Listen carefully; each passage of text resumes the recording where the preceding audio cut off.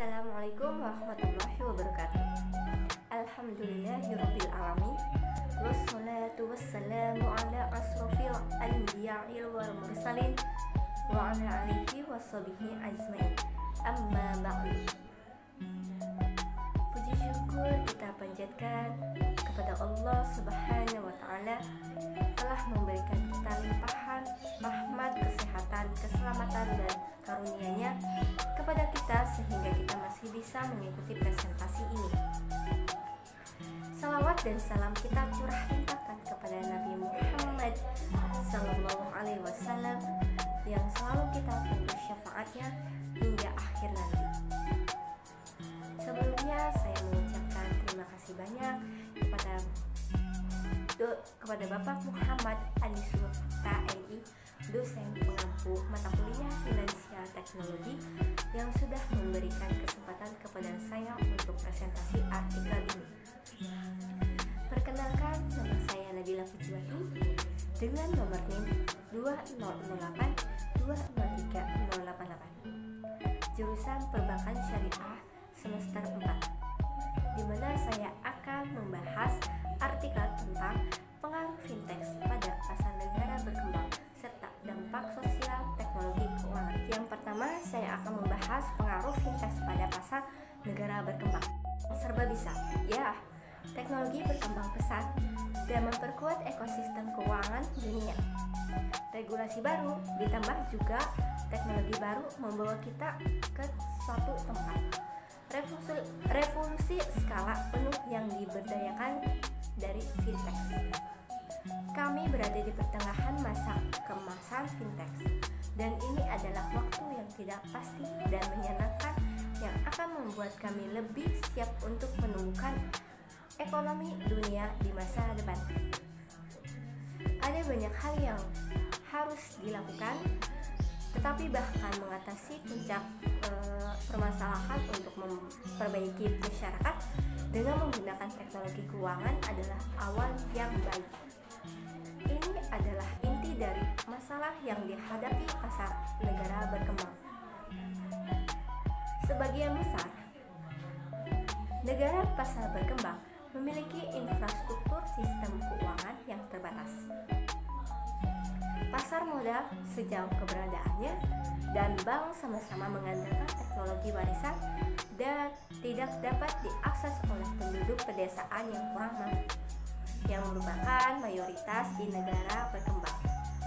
Sisi baiknya terdapat jauh lebih sedikit hambatan struktural dan peraturan dalam sistem keuangan yang harus diatasi agar dapat melayani mereka yang tidak memiliki rekening bank. Hal ini justru dinamis yang telah memungkinkan teknologi baru untuk develop dalam pelayanan orang yang kurang mampu. Dan fintech inovator telah melompat di dalam beberapa kasus lompatan yang industri tradisional dengan layanan baru yang memberikan akses ke sebelumnya belum terlayani. Kemudian ada solusi keterbatasan infrastruktur cloud service.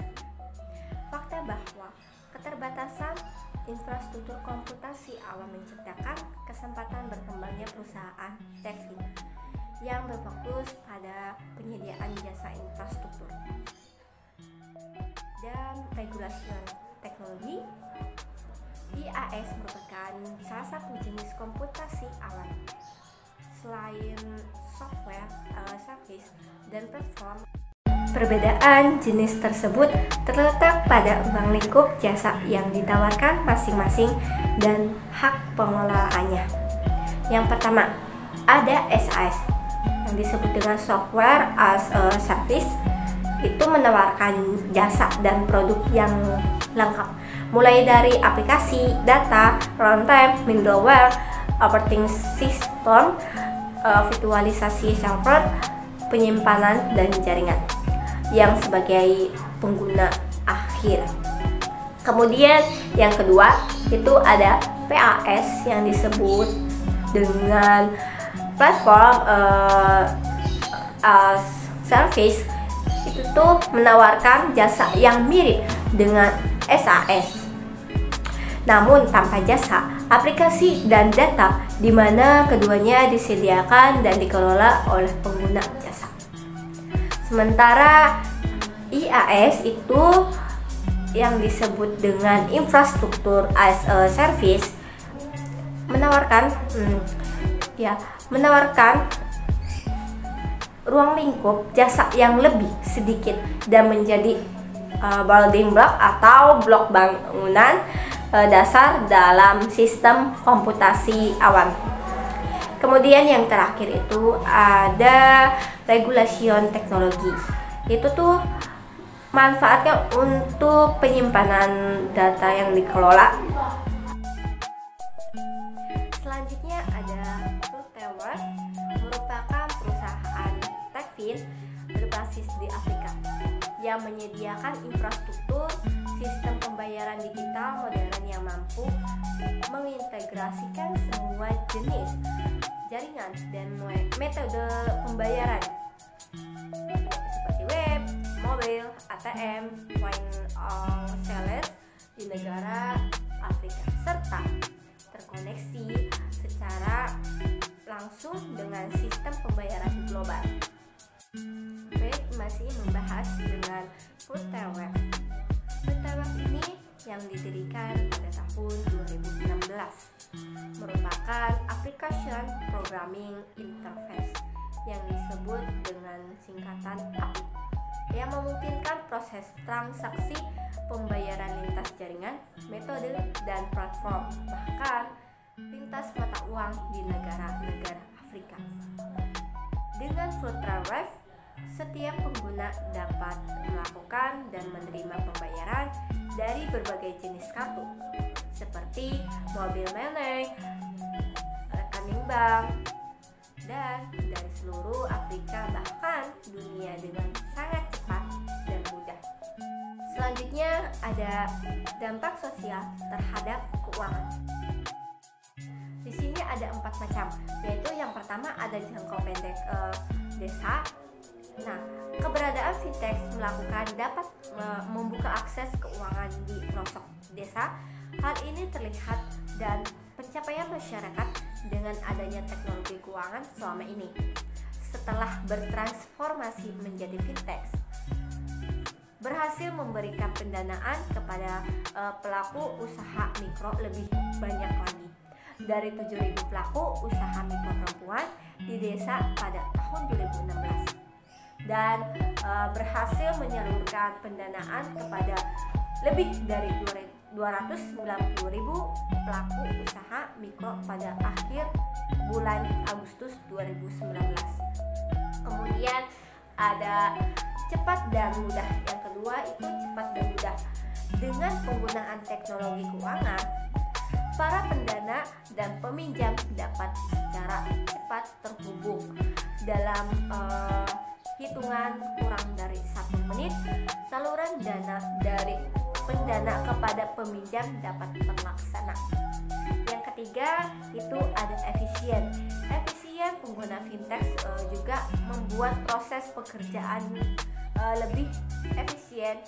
Pasalnya, segala dokumen dilakukan dengan digital dan bekerja sama dengan printing untuk tanda tangan digital agar memindahkan proses dokumen secara digital.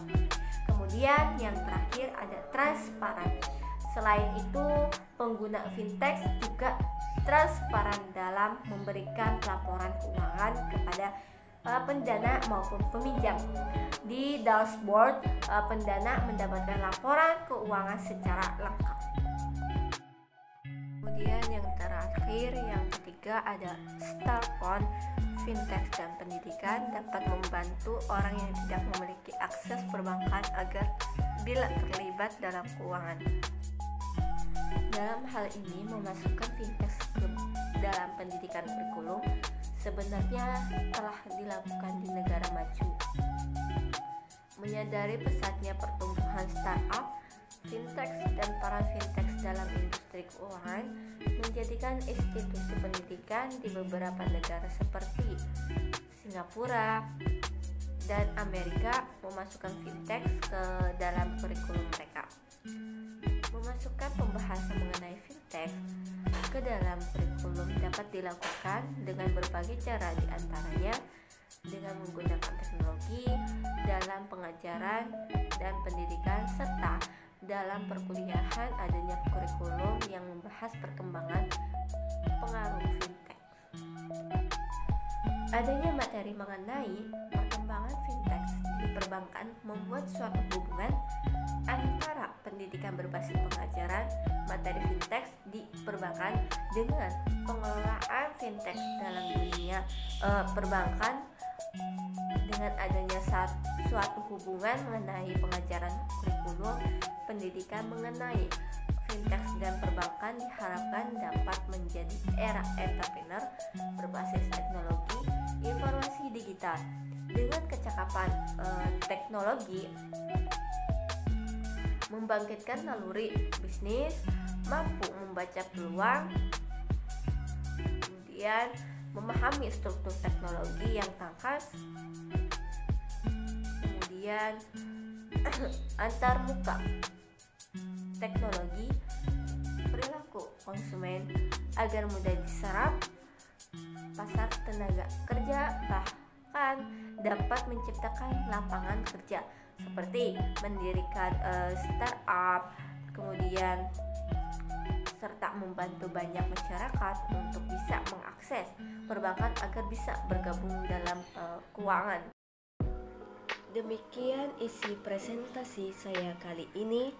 Semoga apa yang saya sampaikan dapat bermanfaat bagi kita semua. Jika ada kekurangan, mohon dimaafkan karena kesempurnaan sungguh hanyalah milik Allah Subhanahu wa Ta'ala.